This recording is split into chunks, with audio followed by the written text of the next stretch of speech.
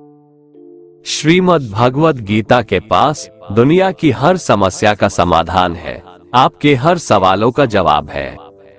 भगवत गीता ही है जो आधुनिक युग में समस्याओं से घिरे हुए मनुष्य को एक कर्मशील जीवन जीने के लिए प्रेरित करती है।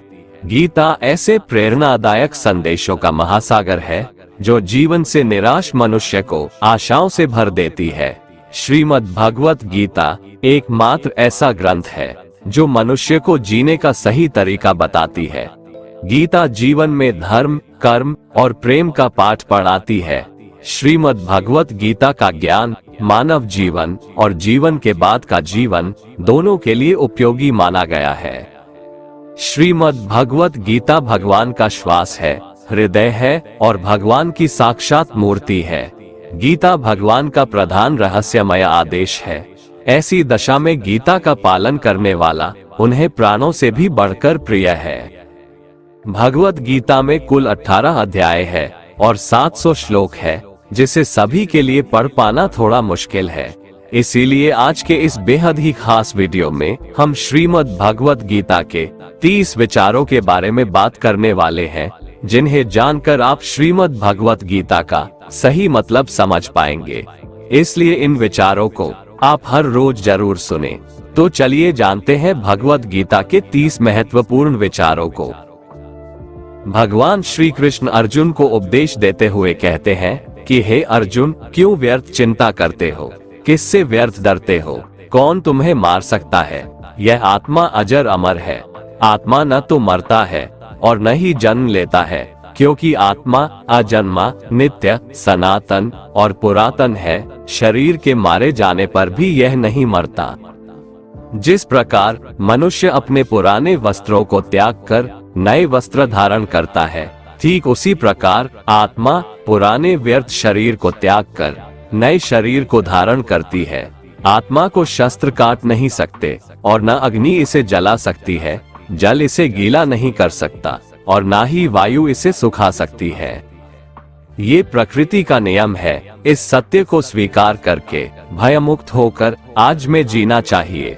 ज्ञानी व्यक्ति ना तो मरने वाले का शोक करते हैं और ना ही उनका शोक करते हैं जो अभी जिंदा है, क्योंकि वो जानते हैं जो मर गया वो फिर से जन्म लेगा और जो जिंदा है वो एक दिन जरूर मरेगा। परंतु फिर भी अगर तुम इस आत्मा को सदा जन्म लेने वाला और सदा मरने वाला समझता है, तो भी हे महाबाहो, तू इस प्रकार का शोक करने के योग्य नहीं है, क्योंकि इस मान्यता के अनुसार जन्मे हुए की मृत्यु निश्चित है और मरे हुए का जन्म लेना भी निश्चित है।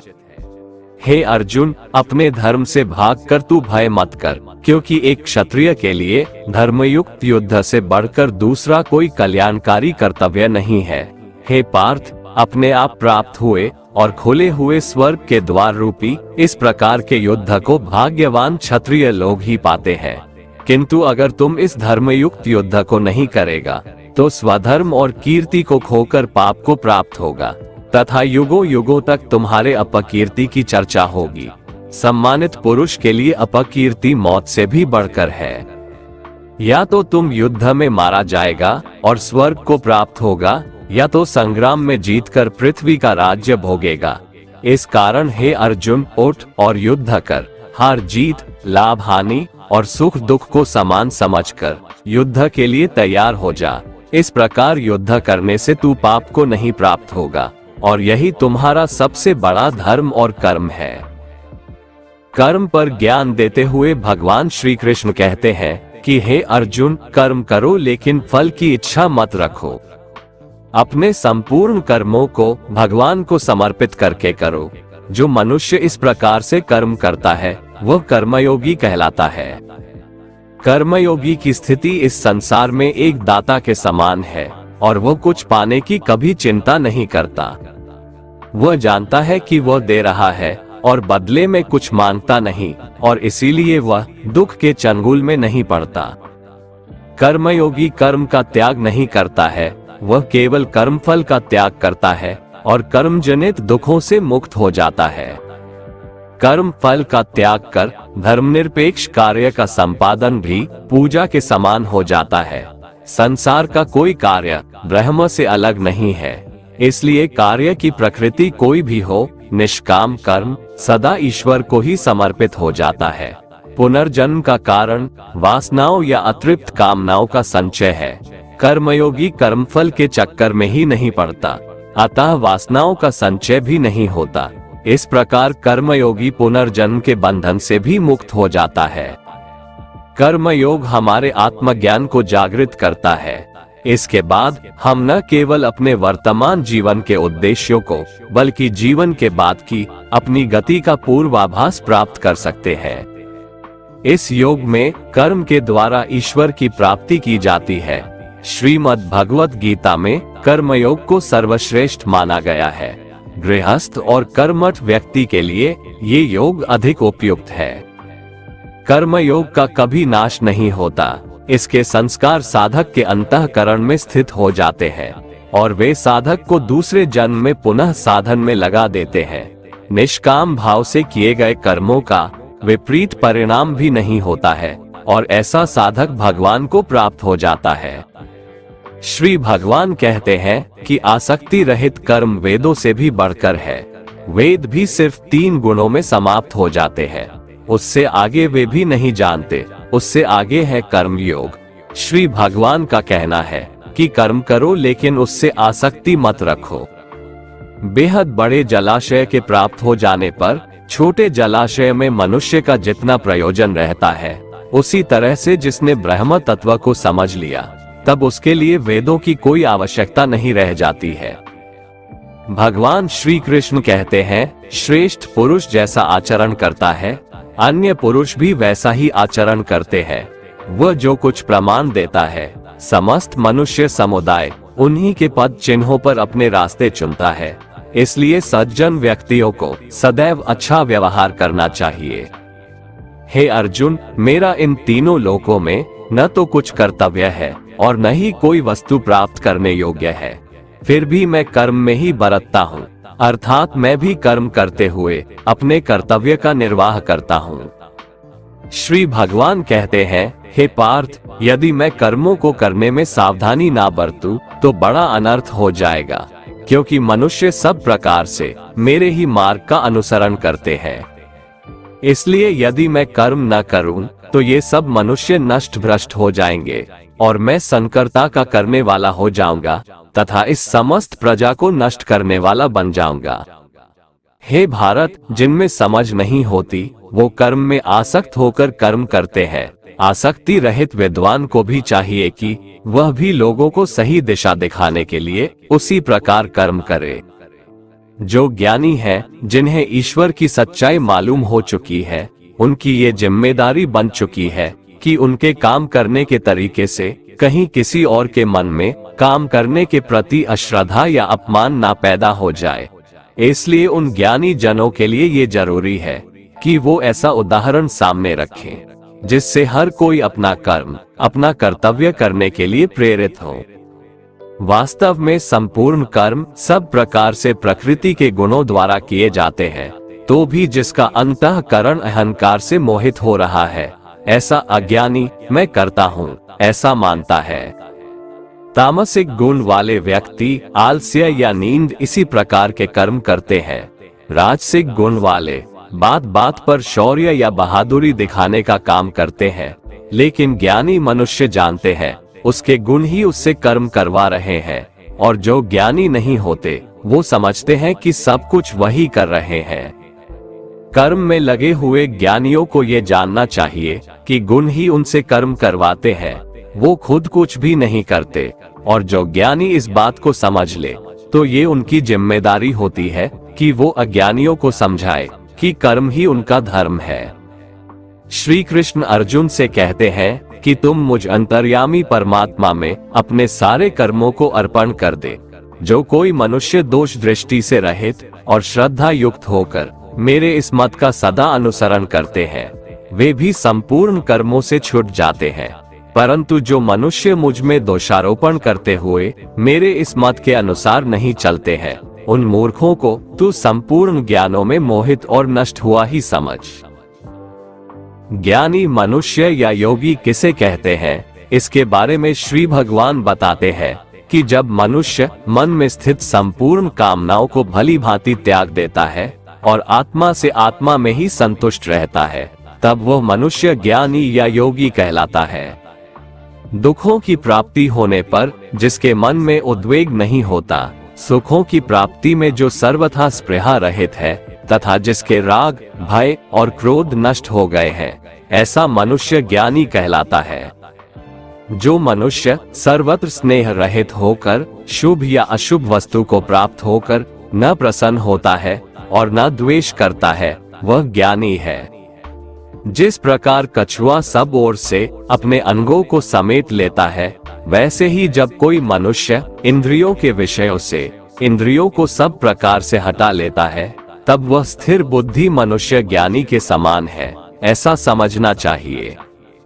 इसलिए साधक को चाहिए कि वह उन संपूर्ण इंद्रियों को वश में करके समाहित चित्त होकर मेरा ध्यान करे, क्योंकि जिस पुरुष की इंद्रियां वश में होती है, उसी की बुद्धि स्थिर हो जाती है।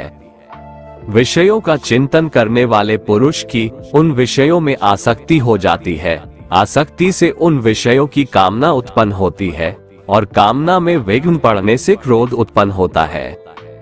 क्रोध से भ्रम पैदा होता है, स्मृति में भ्रम हो जाने से बुद्धि का नाश हो जाता है और बुद्धि का नाश हो जाने से उस पुरुष का पतन हो जाता है। जिस प्रकार हवा के झोंके नाव को भटका देती है, ठीक उसी प्रकार मनुष्य की इंद्रियां उसकी बुद्धि को भटका देती है। इसलिए हे महाबाहो, जिस पुरुष की इंद्रियां उसके बस में होती है, उसी की बुद्धि स्थिर है और वही पुरुष योगी या ज्ञानी कहलाता है। भगवान श्री कृष्ण कहते हैं, जिस प्रकार समुद्र की स्थिति अचल है, भारी से भारी आंधी तूफान आने पर या अनेक नदियों के जल प्रवाह उसमें प्रविष्ट होने पर भी वह अपनी स्थिति से विचलित नहीं होता, मर्यादा का त्याग नहीं करता, उसी प्रकार परमात्मा के स्वरूप में स्थित योगी की स्थिति भी सर्वथा अचल होती है। बड़े से बड़े सांसारिक सुख दुखों का संयोग वियोग होने पर भी उसकी स्थिति में जरा भी अंतर नहीं पड़ता। वह योगी परमात्मा में नित्य निरंतर अटल और एकरस स्थित रहता है। जो मनुष्य संपूर्ण कामनाओं को त्याग कर ममता रहित, अहंकार रहित और स्पृहा रहित होकर विचरण करता है, वही मनुष्य शांति को प्राप्त कर पाता है। मन पर नियंत्रण रखना जरूरी है। मनुष्य का मन वायु की तरह चंचल है। यह मन ही है जो मनुष्य को काम वासनाओं की तरफ भटकाता रहता है। अगर जीवन को सफल बनाना है तो मन पर काबू करना बहुत जरूरी है। मन को वश में करने से दिमाग की शक्ति केंद्रित होती है, जिससे कार्यों में सफलता मिलने लगती है। गीता के अनुसार जिस व्यक्ति ने अपने मन पर काबू पा लिया, वह मन में पैदा होने वाली बेकार की चिंताओं और इच्छाओं से भी दूर रहता है। साथ ही व्यक्ति अपने लक्ष्य को भी आसानी से प्राप्त कर लेता है। अगर मन को वश में नहीं करोगे तो वह तुम्हारा सबसे बड़ा शत्रु बन जाएगा। हमेशा शक करने वाला व्यक्ति कभी शांति प्राप्त नहीं कर पाता है, इसलिए संदेह करने से बचें। अधिक संदेह करने से मन की शांति भंग हो जाती है और व्यक्ति भ्रमित होकर अपने संबंधों को नष्ट कर डालता है। जो हुआ वह अच्छा हुआ, जो हो रहा है वह अच्छा हो रहा है, जो होगा वह भी अच्छा ही होगा। तुम भूत का पश्चाताप न करो, भविष्य की चिंता न करो, अभी तो वर्तमान चल रहा है। तुम्हारा क्या गया जो तुम रोते हो? तुम क्या लाए थे जो तुमने खो दिया? तुमने क्या पैदा किया था जो नाश हो गया? न तुम कुछ लेकर आए, ना कुछ लेकर जाओगे। जो लिया यहीं से लिया, जो दिया यहीं पर दिया, जो लिया इसी संसार से लिया, जो दिया इसी संसार को दिया। तुम खाली हाथ आए थे और खाली हाथ चले जाओगे। जो आज तुम्हारा है कल वो किसी और का था, परसों किसी और का होगा। तुम इसे अपना समझकर मग्न हो रहे हो। बस यही प्रसन्नता तुम्हारे दुखों का कारण है। परिवर्तन संसार का नियम है। एक क्षण में तुम करोड़ों के स्वामी बन जाते हो, दूसरे ही क्षण में तुम दरिद्र हो जाते हो। मेरा तेरा, छोटा बड़ा, अपना पराया मन से मिटा दो, फिर सब तुम्हारा है, तुम सबके हो। भगवान श्री कृष्ण कहते हैं कि मैं ही सबकी शुरुआत हूँ। मैं शुरुआत से पहले भी था और सब खत्म होने के बाद भी रहूंगा। सब मुझ में है और मैं सब में हूँ। ये धरती, चंद्रमा, सूरज, मिट्टी, हवा, पानी सब मैंने बनाए हैं। मैंने ही भगवान, शैतान, राक्षस और इंसान बनाया। मैं ही ब्रह्मा हूँ, मैं ही विष्णु हूँ और मैं ही महेश हूँ। मैं धरती की मधुर सुगंध हूँ, मैं अग्नि की ऊष्मा हूँ। सभी जीवित प्राणियों का जीवन और सन्यासियों का आत्म संयम भी मैं ही हूँ।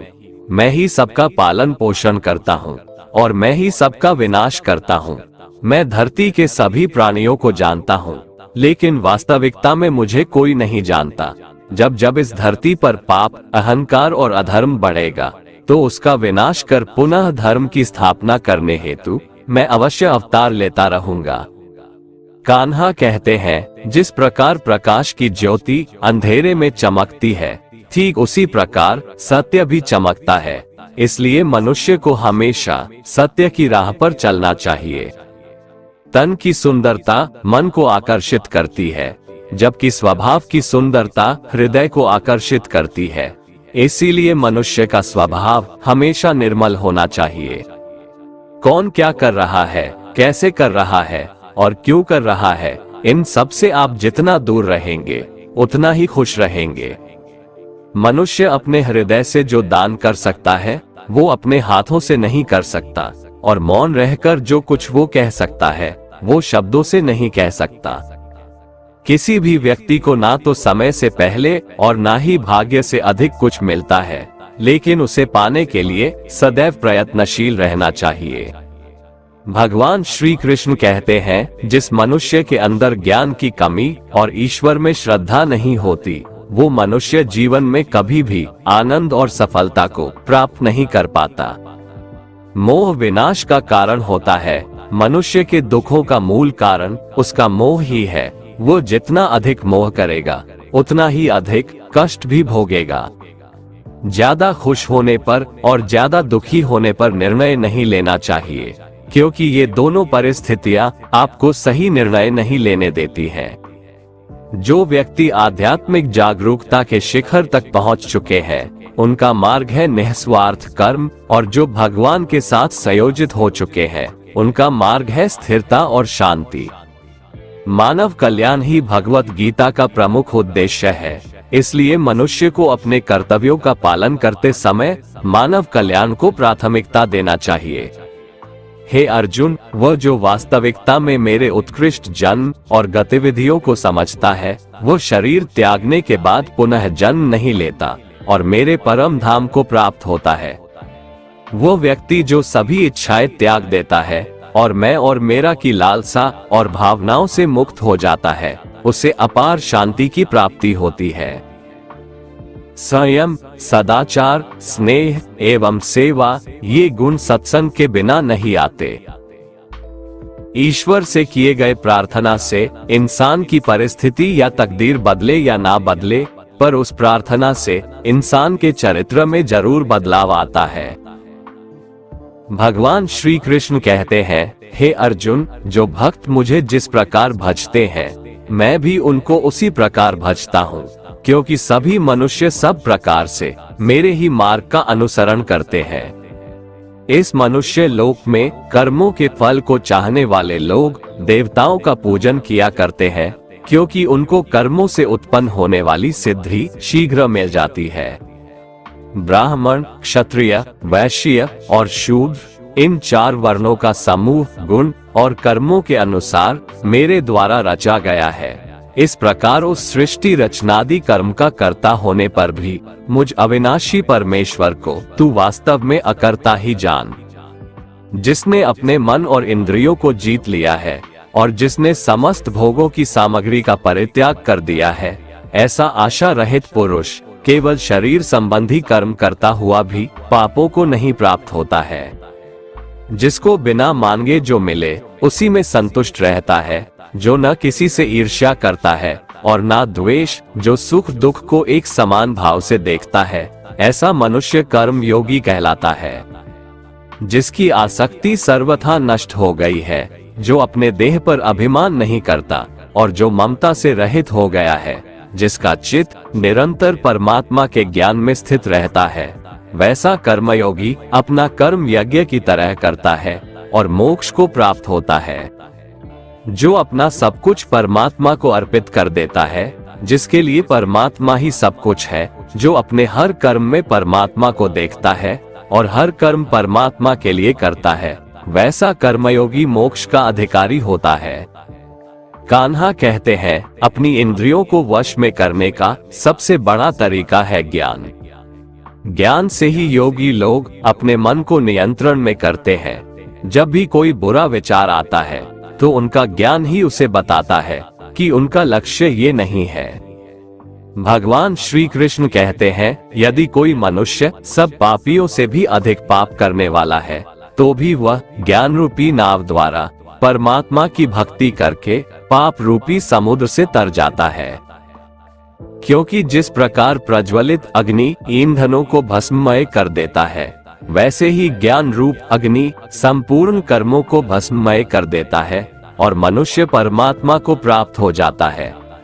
जिसने अपनी इंद्रियों को जीत लिया है, वह मनुष्य ज्ञान को प्राप्त होता है और भगवान की प्राप्ति कर परम शांति को प्राप्त हो जाता है। विवेकहीन और श्रद्धा रहित और संशय युक्त मनुष्य इस ज्ञान को कभी प्राप्त नहीं कर पाता है। ऐसे संशय युक्त मनुष्य के लिए न ये लोक है, न परलोक है और न सुख ही है। श्री भगवान भगवत गीता में कहते हैं कि व्यक्ति को सदैव बुराई से बचकर रहना चाहिए। अगर कोई बुरा कर्म करता है तो वह कर्म उसको अपने जीवन में भोगना ही पड़ता है। जिस प्रकार बछड़ा हजारों के झुंड में भी अपनी माँ को खोज लेता है, वैसे ही कर्म का फल आपको हजारों के भीड़ में भी खोज लेगा। माधव कहते हैं, किसी जीव को कष्ट देकर आप मुझे खुश नहीं देख सकते हो। श्री कृष्ण जगत के स्वामी हैं, वह कण कण में निवास करते हैं। छोटे से छोटे जीव के हृदय में ईश्वर का वास होता है। उस जीव को कष्ट का अनुभव होना ईश्वर को कष्ट का अनुभव कराता है। अर्थात किसी जीव को कष्ट देकर अपने ईश्वर को खुश कैसे देख सकते हैं। मनुष्य हमेशा अपने भाग्य को कोसता है, ये जानते हुए भी कि भाग्य से भी ऊंचा उसका कर्म है जो उसके स्वयं के हाथों में है। जितना इंतजार परमात्मा आपसे करवा रहा है, समय आने पर वो इतना देगा कि संभाल भी नहीं पाओगे। कोई आपका साथ ना दे तो निराश मत होना, क्योंकि परमात्मा से बड़ा हमसफर कोई नहीं होता। विश्वास के बगैर इस दुनिया में कोई भी रिश्ता ज्यादा देर तक कायम नहीं रह सकता।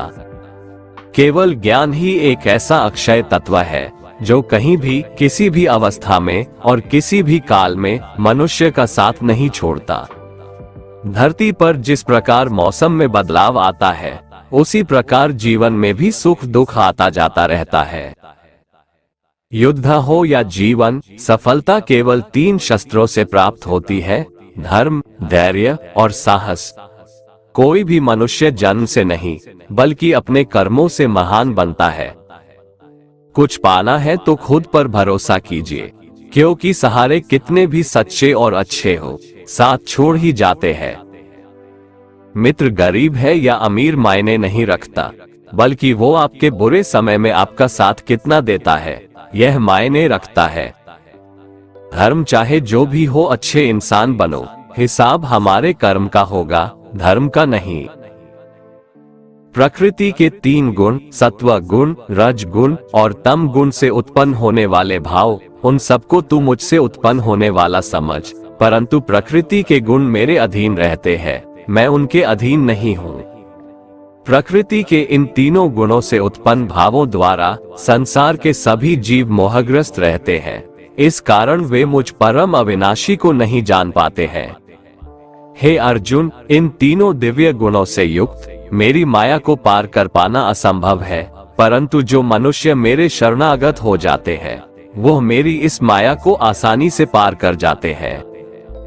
मनुष्यों में अधर्मी और दुष्ट स्वभाव वाले मूर्ख लोग मेरी शरण ग्रहण नहीं करते हैं। ऐसे नास्तिक स्वभाव धारण करने वालों का ज्ञान मेरी माया द्वारा हर लिया जाता है।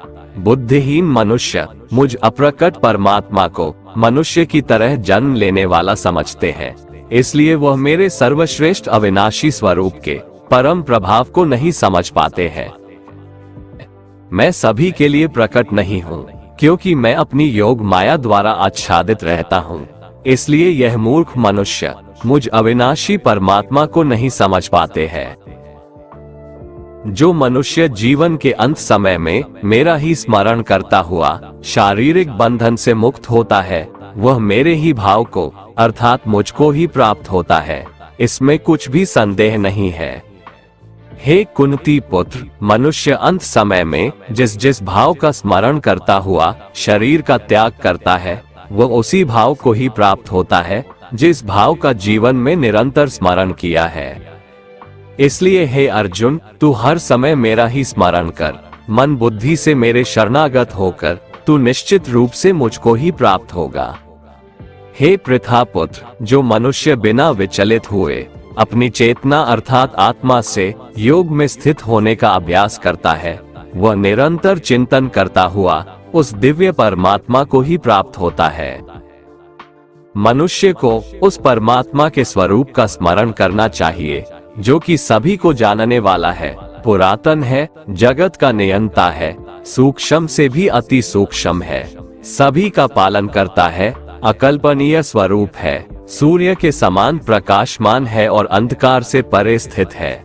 जो मनुष्य मृत्यु के समय अचल मन से भक्ति में लगा हुआ योग शक्ति के द्वारा प्राण को दोनों भौहों के मध्य में पूर्ण रूप से स्थापित कर लेता है, वह निश्चित रूप से परमात्मा के उस परम धाम को ही प्राप्त होता है। हे पृथापुत्र अर्जुन, जो मनुष्य मेरे अतिरिक्त अन्य किसी का मन से चिंतन नहीं करता है और सदैव नियमित रूप से मेरा ही स्मरण करता है, उस नियमित रूप से मेरी भक्ति में स्थित भक्त के लिए मैं सरलता से प्राप्त हो जाता हूँ। मुझे प्राप्त करके उस मनुष्य का इस दुख रूपी अस्तित्व रहित क्षणभंगुर संसार में पुनर्जन्म कभी नहीं होता है, बल्कि वह महात्मा परम सिद्धि को प्राप्त करके मेरे परम धाम को प्राप्त होता है। हे अर्जुन, इस ब्रह्मांड में निम्न लोक से ब्रह्म लोक तक के सभी लोकों में सभी जीव जन्म मृत्यु को प्राप्त होते रहते हैं, किंतु हे कुंती पुत्र अर्जुन, मुझे प्राप्त करके मनुष्य का पुनर्जन्म कभी नहीं होता है। जो मनुष्य 1000 चतुर्युगों का ब्रह्मा का दिन और 1000 चतुर्युगों की ब्रह्मा की रात्रि को जानते हैं, वो मनुष्य समय के तत्व को वास्तविकता से जानने वाले होते हैं। ब्रह्मा के दिन की शुरुआत में सभी जीव उस अव्यक्त से प्रकट होते हैं और रात्रि की शुरुआत में पुनः अव्यक्त में ही विलीन हो जाते हैं। उस अव्यक्त को ही ब्रह्म के नाम से जाना जाता है। हे पृथापुत्र, वही यह समस्त जीवों का समूह बार बार उत्पन्न और विलीन होता रहता है। ब्रह्मा की रात्रि के आने पर विलीन हो जाता है और दिन के आने पर अपने आप प्रकट हो जाता है, लेकिन उस अव्यक्त ब्रह्म के अतिरिक्त शाश्वत परम अव्यक्त पर ब्रह्म है। वह पर ब्रह्म सभी जीवों के नाश होने पर भी कभी नष्ट नहीं होता है, जिसे वेदों में अव्यक्त अविनाशी के नाम से कहा गया है। उसी को परम गति कहा जाता है, जिसको प्राप्त करके मनुष्य कभी वापस नहीं आता है, वही मेरा परम धाम है। हे कुंती पुत्र, कल्प के अंत में सभी प्राणी मेरी प्रकृति में प्रवेश करके विलीन हो जाते हैं और अगले कल्प के आरंभ में उनको अपनी इच्छा शक्ति से मैं फिर उत्पन्न करता हूँ। 84 लाख योनियों में सभी प्राणी अपनी इच्छा शक्ति के कारण बार बार मेरी इच्छा शक्ति से विलीन और उत्पन्न होते रहते हैं। ये सभी पूर्ण रूप से खुद ही मेरी इच्छा शक्ति के अधीन होते हैं, अर्थात मेरी प्रकृति के अधीन होते हैं। हे धनंजय, ये सभी कर्म मुझे बांध नहीं पाते हैं, क्योंकि मैं उन कार्यों में बिना किसी फल की इच्छा से उदासीन भाव में स्थित रहता हूँ। हे कुंती पुत्र, मेरी अधीनता में मेरी अपराध शक्ति सभी चर तथा अचर जीव उत्पन्न और विनिष्ट करती रहती है। इसी कारण से यह संसार परिवर्तनशील है। मूर्ख मनुष्य मुझे अपने ही समान जन्म मृत्यु को प्राप्त होने वाला समझते हैं, इसलिए वह सभी मनुष्य जीवात्माओं का परम ईश्वर वाले मेरे स्वभाव को नहीं समझ पाते हैं। ऐसे मनुष्य कभी न पूर्ण होने वाली आशा में, कभी न पूर्ण होने वाले कर्मों में और कभी न प्राप्त होने वाले ज्ञान में मोहग्रस्त होकर मेरी मोहने वाली भौतिक प्रकृति की ओर आकृष्ट होकर निश्चित रूप से राक्षसी प्रवृत्ति और आसुरी स्वभाव धारण किए रहते हैं। हे पृथापुत्र, मोह से मुक्त हुए महापुरुष दैवीय स्वभाव को धारण करके मेरी शरण ग्रहण करते हैं और मुझको सभी जीवात्माओं का उद्गम जानकर अनन्य भाव से मुझ अविनाशी का स्मरण करते हैं। ऐसे महापुरुष दृढ़ संकल्प से प्रयत्न करके निरंतर मेरे नाम और महिमा का गुणगान करते हैं और सदैव मेरी भक्ति में स्थिर होकर मुझे बार बार प्रणाम करते हुए मेरी पूजा करते हैं। कुछ मनुष्य ज्ञान के अनुशीलन द्वारा यज्ञ करके, कुछ मनुष्य मुझे एक ही तत्व जानकर, कुछ मनुष्य अलग अलग तत्व जानकर अनेक विधियों से निश्चित रूप से मेरे विश्व स्वरूप की ही पूजा करते हैं। हे अर्जुन, मैं ही वैदिक कर्मकांड को करने वाला हूँ, मैं ही यज्ञ हूँ, मैं ही पितरों को दिए जाने वाला तर्पण हूँ, मैं ही जड़ी बूटी रूप में औषधि हूँ, मैं ही मंत्र हूँ, मैं ही घृत हूँ, मैं ही अग्नि हूँ और मैं ही हवन में दी जाने वाली आहुति हूँ। इस संपूर्ण ब्रह्मांड का मैं ही पालन करने वाला पिता हूँ, मैं ही उत्पन्न करने वाली माता हूँ, मैं ही मूल स्रोत दाता हूँ, मैं ही इसे धारण करने वाला हूँ, मैं ही पवित्र करने वाला ओंकार शब्द से जानने योग्य हूँ, मैं ही ऋग्वेद, सामवेद और यजुर्वेद हूँ। मैं ही सभी प्राप्त होने वाला परम लक्ष्य हूँ, मैं ही सभी का भरण पोषण करने वाला हूँ, मैं ही सभी का स्वामी हूँ, मैं ही सभी के अच्छे बुरे कर्मों को देखने वाला हूँ, मैं ही सभी का परम धाम हूँ, मैं ही सभी की शरण स्थली हूँ, मैं ही सभी से प्रेम करने वाला घनिष्ठ मित्र हूँ, मैं ही सृष्टि को उत्पन्न करने वाला हूँ, मैं ही सृष्टि का संहार करने वाला हूँ, मैं ही सभी का स्थिर आधार हूँ, मैं ही सभी को आश्रय देने वाला हूँ और मैं ही सभी का अविनाशी कारण हूँ। हे अर्जुन, मैं ही सूर्य रूप में तपकर जल को भाप रूप में रोककर बारिश रूप में उत्पन्न होता हूँ, मैं ही निश्चित रूप से अमर तत्व हूँ, मैं ही मृत तत्व हूँ, मैं ही सत्य रूप में तत्व हूँ और मैं ही असत्य रूप में पदार्थ हूँ। जो मनुष्य तीनों वेदों के अनुसार यज्ञों के द्वारा मेरी पूजा करके सभी पापों से पवित्र होकर स्वर्ग लोकों की प्राप्ति के लिए प्रार्थना करते हैं, वह मनुष्य अपने पुण्यों के फल स्वरूप इंद्र लोक में जन्म को प्राप्त होकर स्वर्ग में देवी देवताओं वाले सुखों को भोगते हैं। वह जीवात्मा उस विशाल स्वर्ग लोक के सुखों का भोग करके पुण्य फलों के समाप्त होने पर इस मृत्यु लोक में पुनः जन्म को प्राप्त होते हैं। इस प्रकार तीनों वेदों के सिद्धांतों का पालन करके सांसारिक सुख की कामना वाले मनुष्य बार बार जन्म और मृत्यु को प्राप्त होते रहते हैं। जो मनुष्य एकमात्र मुझे लक्ष्य मानकर अनन्य भाव से मेरा ही स्मरण करते हुए कर्तव्य कर्म द्वारा पूजा करते हैं, जो सदैव निरंतर मेरी भक्ति में लीन रहता है, उस मनुष्य की सभी आवश्यकताएं और सुरक्षा की जिम्मेदारी मैं स्वयं निभाता हूँ। मेरे ऐश्वर्य के प्रभाव को न तो कोई देवतागण जानते हैं और न ही कोई महान ऋषिगण ही जानते हैं, क्योंकि मैं ही सभी प्रकार से देवताओं और महर्षियों को उत्पन्न करने वाला हूँ। जो मनुष्य मुझे जन्म मृत्यु रहित, आदि अंत रहित और सभी लोकों का महान ईश्वरीय रूप को जान जाता है, वह मृत्यु को प्राप्त होने वाला मनुष्य मोह से मुक्त होकर सभी पापों से मुक्त हो जाता है। हे अर्जुन, संशय को मिटाने वाली बुद्धि, मोह से मुक्ति दिलाने वाला ज्ञान, क्षमा का भाव, सत्य का आचरण, इंद्रियों का नियंत्रण, मन की स्थिरता, सुख दुख की अनुभूति, जन्म मृत्यु का कारण, भय अभय की चिंता, अहिंसा का भाव, समानता का भाव, संतुष्ट होने का स्वभाव, तपस्या की शक्ति, दानशीलता का भाव और यश अपयश की प्राप्ति में जो भी कारण होते हैं, ये सभी मनुष्यों के अनेकों प्रकार के भाव मुझसे ही उत्पन्न होते हैं। सातों महान ऋषि और उनसे भी पहले उत्पन्न होने वाले चारों सनकादि कुमारों तथा स्वयंभू मनु आदि, ये सभी मेरे मन की इच्छा शक्ति से उत्पन्न हुए हैं। संसार के सभी लोगों के समस्त जीव इन्हीं की ही संतानें हैं। जो मनुष्य मेरी इस विशेष ऐश्वर्य पूर्ण योग शक्ति को तत्व सहित जानता है, वह स्थिर मन से मेरी भक्ति में स्थित हो जाता है। इसमें किसी भी प्रकार का संदेह नहीं है। मैं ही संपूर्ण जगत की उत्पत्ति का कारण हूँ और मुझसे ही संपूर्ण जगत की क्रियाशीलता है। इस प्रकार मानकर विद्वान मनुष्य अत्यंत भक्ति भाव से मेरा ही निरंतर स्मरण करते हैं। जिन मनुष्यों के चित्त मुझ में स्थिर रहते हैं और जिन्होंने अपना जीवन मुझको ही समर्पित कर दिया है, वह भक्त जन आपस में एक दूसरे को मेरा अनुभव कराते हैं। वह भक्त मेरा ही गुणगान करते हुए निरंतर संतुष्ट रहकर मुझ में ही आनंद की प्राप्ति करते हैं। जो सदैव अपने मन को मुझ में स्थित रखते हैं और प्रेम पूर्वक निरंतर मेरा स्मरण करते हैं, उन भक्तों को मैं वह बुद्धि प्रदान करता हूँ जिससे वो मुझको ही प्राप्त होते हैं। दोस्तों, अगर आपको हमारा ये वीडियो पसंद आया तो कमेंट में जय श्री राधे कृष्ण लिखें और ऐसे ही प्रेरणादायक वीडियो देखने के लिए हमारे चैनल को सब्सक्राइब कर लें। जय श्री राधे कृष्ण।